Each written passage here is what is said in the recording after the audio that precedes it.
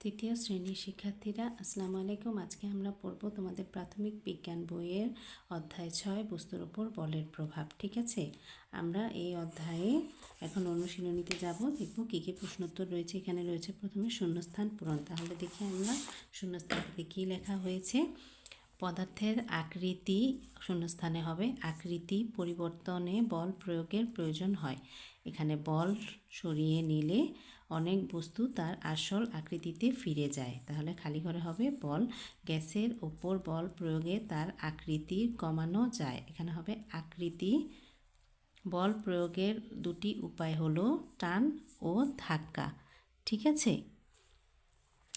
এরপরে আমরা দেখব বাম পাশের সাথে ডান পাশ মিল করো। কাদা মাটিতে চাপ প্রয়োগ করলে, দেখো এখানে কি আছে, কাদা মাটিতে চাপ প্রয়োগ করলে চ্যাপ্টা হয়ে যায়। মার্বেলে টোকা দিলে গতিশীল হয়। বায়ু ভরা ছোট বেলুনকে শক্তভাবে চাপা দিলে আয়তনে কমে যায়। রাবার ব্যান্ডকে টান দিলে লম্বা হয়ে যায়। ঠিক আছে, এরপরে আমরা দেখব এর সংক্ষিপ্ত প্রশ্ন উত্তরগুলো। সঠিক উত্তরে বলা হয়েছে বল সরিয়ে নিলে নিচের কোন বস্তুটি আবার আগের আকৃতিতে ফিরে আসে। রাবার ব্যান্ডকে তোমরা টান দিলে দেখবে আগের আকৃতিতে ফিরে আসে। নিচের কোন বস্তুটিকে বল প্রয়োগের মাধ্যমে আকৃতি ধনুকের মতো করা যায়। প্লাস্টিকের স্কেল। নিচের কোন বলের প্রভাবে গাছ থেকে ফল ভূপৃষ্ঠে পড়ে। আমরা জানি মহাকর্ষ বলের প্রভাবে যে কোনো বস্তু নিচের দিকে পড়ে। ঠিক আছে, সংক্ষিপ্ত প্রশ্নগুলো দেখব আমরা।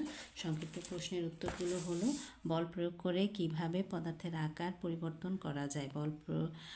তার একটি উদাহরণ দিই। বল প্রয়োগে পদার্থের আকার পরিবর্তন করা যায়, যেমন প্লাস্টিকের স্কেলকে বাঁকালে এটা ধনুকের আকৃতি লাভ করে। দৈনন্দিন জীবনে বল প্রয়োগের মাধ্যমে করা যায় এমন দুটি কাজের উদাহরণ দিই। দৈনন্দিন জীবনে বল প্রয়োগের মাধ্যমে করা যায় এমন দুটি কাজ: ফুটবল খেলার সময় বলে লাথি দেওয়া, ক্রিকেট খেলার সময় বল ছুঁড়ে মারা। ঢাকনা ছাড়া প্লাস্টিকের বোতলে চাপ দিলে বোতলের আকারের কি পরিবর্তন হয়। ঢাকনা ছাড়া প্লাস্টিকের বোতলে চাপ দিলে বোতলের আকার পরিবর্তন হয়ে ছোট হয়ে যায়। ঠিক আছে, এরপরে আমরা দেখব বর্ণনামূলক প্রশ্ন। বর্ণনামূলক প্রশ্নগুলো হলো, এখানে 3টি বর্ণনামূলক প্রশ্ন রয়েছে, সেগুলো হলো, দেখো উত্তরগুলো। বল প্রয়োগের ফলে পদার্থের কয় ধরনের পরিবর্তন হয়, পরিবর্তনগুলো কি কি। বল প্রয়োগের ফলে পদার্থের 3 ধরনের পরিবর্তন হয়। পরিবর্তনগুলো হলো গতির অবস্থার পরিবর্তন, আকৃতির পরিবর্তন, আয়তন পরিবর্তন। তারপরে কলম দিয়ে কাগজের ওপর লেখা হলো স্পর্শ বল কেন। স্পর্শ বল হলো সেই বল যা প্রয়োগের জন্য দুটি বস্তু সরাসরি স্পর্শ প্রয়োজন হয়। এখানে কাগজ ও কলম দুটি ভিন্ন বস্তু। কলম দিয়ে কাগজের ওপর লেখার সময় কাগজ ও কলম দুটির সরাসরি স্পর্শ হয়, এই কারণে কলম দিয়ে কাগজের ওপর লেখা হলো স্পর্শ বল।